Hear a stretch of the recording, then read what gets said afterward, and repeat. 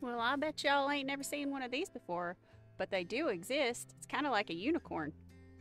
And no, it's not a rental. Hey guys! Oh shoot, stepping on my cat's leash. Anyway, welcome back to my channel. My name's Ashley Coyman, and I wanted to take a little time today and talk to you guys about this U-Haul camper. There seems to be a lot of interest in it, and I wanted to tell you guys how I got mine, how much I paid for it, and just a little bit of history about these U-Haul campers, because they are pretty cool. And I didn't realize when I got it back in 2019 how cool it actually was, but let's get into it. So these little guys were made in 1984 and 1985 predominantly. There's been reports that they've been manufactured all the way out to 1988, and they sold out their fleet in 1992.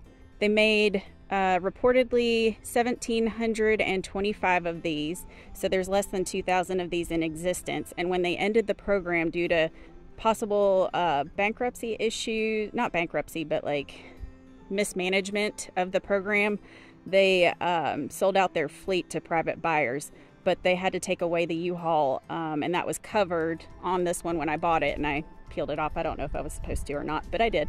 Anyway, so they sold out this fleet in 1992. Now there are other campers that are fiberglass. These are double-walled fiberglass campers. So there's two panes that come together, and there's a hollow little inside to them, so that gives them a little bit of insulation, and it makes them a little bit more sturdy. And then you can see the bumper here. I don't know if you guys have ever seen a bumper that big on a camper, but that was something also built to be a rental. And then you can see right here, the manufacturer for these is Rec-B World. So they were manufactured in several different places. I'll jump into that in a minute. And then we've got the property of U-Haul not to be sold. Whoops. Anyway, so I was lucky enough to get my hands on one through Facebook Marketplace. But let's take a quick look inside, shall we?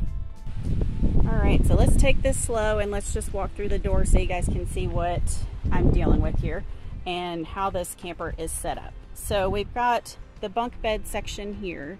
This used to be a couch. That was on my first trip. I used it as a couch, but with acquiring the cat, I had to figure out how I can bring him and make us all comfortable. So this was the solution that I came up with. I built the bunk so that I had room for his litter and his little personal space up there. But that helped a lot with this travel. So this ceiling here, that is the carpet that used to be on the floor. I did get a $20 vinyl piece from Ollie's, and I just cut out the $20 vinyl piece to fit the same mold as the carpet that we took out, and that seems to work well. It's easy to sweep, it's a lot easier to keep clean, so it's just a cheap little piece of vinyl to help, you know, keep things in order while I'm on the road. And then we still got the original stove, we've got the original cabinetry, you can see the U-Haul emblem on all of that, and then we've also even got warning labels everywhere on the camper. So we've even got how to use the sink properly. So it's just a really cool, neat little camper. I was lucky to find it on Facebook Marketplace back in 2019. So walking into the camper, this is as much space as I have on the floor. So not very much room, but I mean, honestly, when you're traveling, it's like a tent on wheels. I feel kind of like I live in a jacuzzi tub.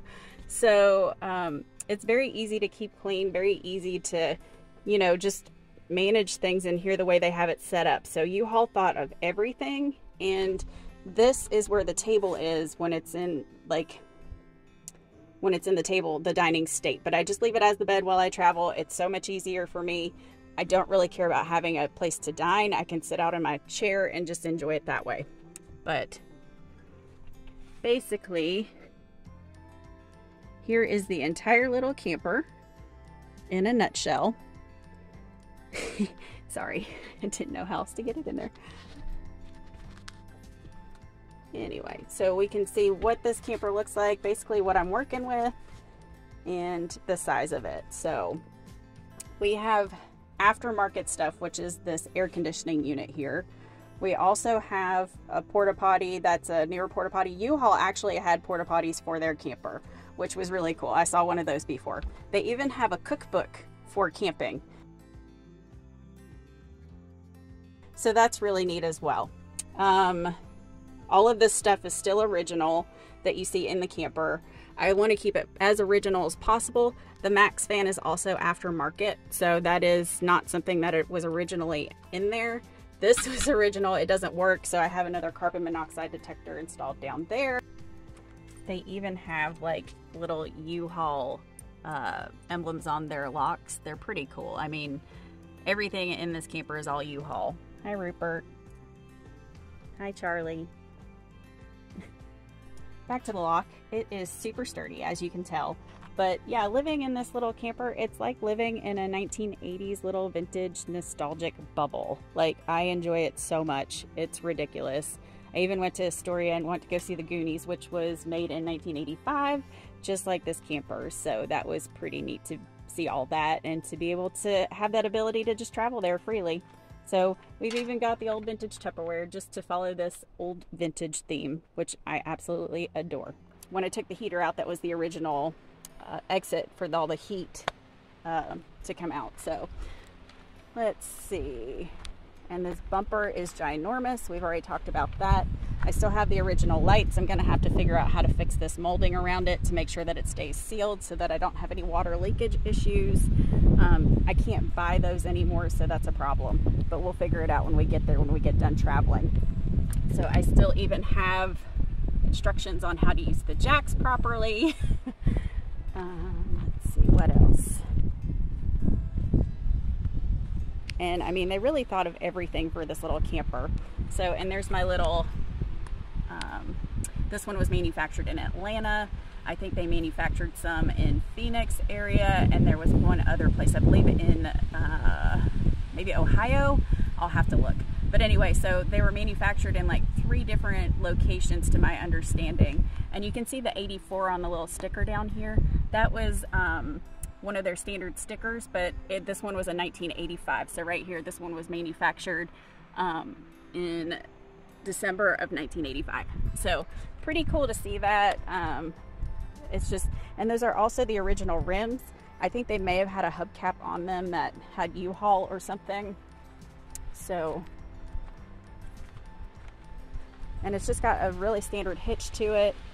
The air conditioning unit, like I said, this was aftermarket, and these little things just screw off so that you can have an airflow to your unit.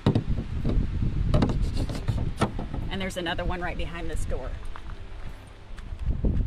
So that's how that air conditioner aftermarket works, and it's just in a little storage cubby that's under here. One of the most impressive features about this camper is this large steel bumper, and it has a tubular shaped frame. So it's one of the only fiberglass campers, maybe one of the only campers with a tubular shaped frame to it. But there's something called elevator bolts. So something with these campers is that you have to change those out, because when they were originally manufactured, they didn't use stainless steel bolts, and they have a tendency to rust out.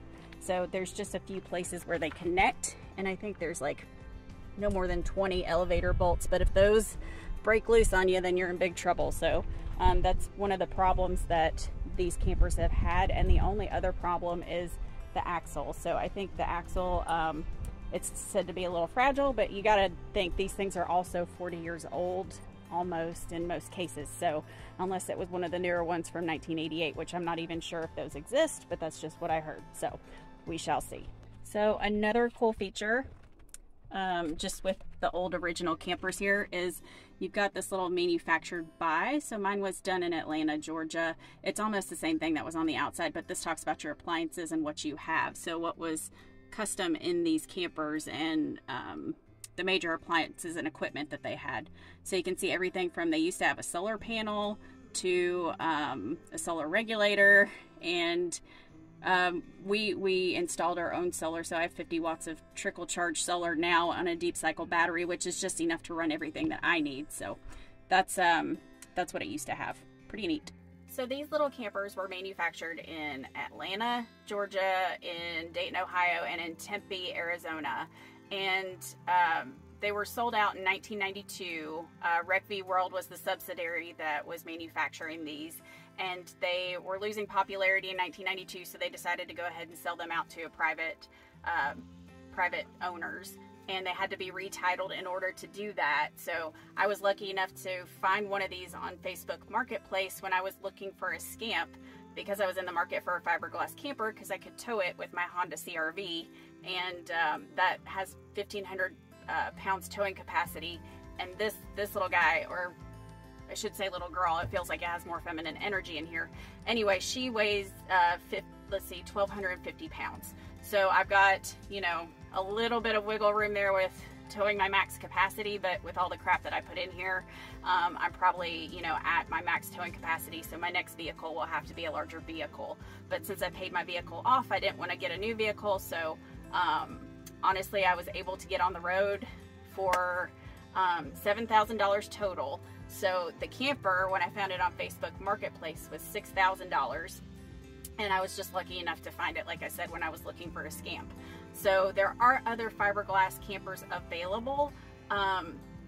You might want to, if you're thinking about trying to get out on the road in this type of lifestyle, you may want to consider like a Scamp or a Casita. There are also vintage burros, which are probably as closely related to the U-Haul as you're going to get without actually getting a U-Haul.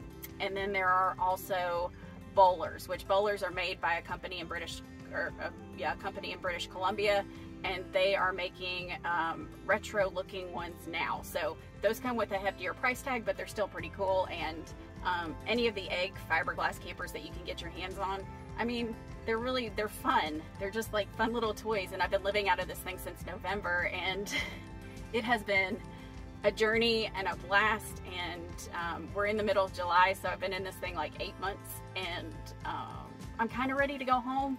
But at the same time, like this whole setup cost me about $7,000. So, you know, I don't really have, I didn't have to sell my house, and I didn't have to, you know, do things that other people had to do to get on the road. So I'm just out here having a blast and enjoying the heck out of this thing. And I wish they still manufactured these so that everybody could get their hands on one.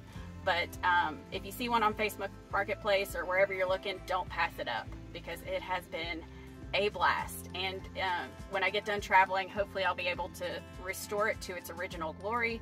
But right now I'm putting tons of miles on it, you know, and I've lost the front windshield in Gallup, Arizona one time in 2019 on my first trip, which was pretty traumatic because it was dusky, and I didn't have a windshield on my camper that I was supposed to stay in, and I couldn't tow it without that windshield or wind protection because it just blew everything around in the camper.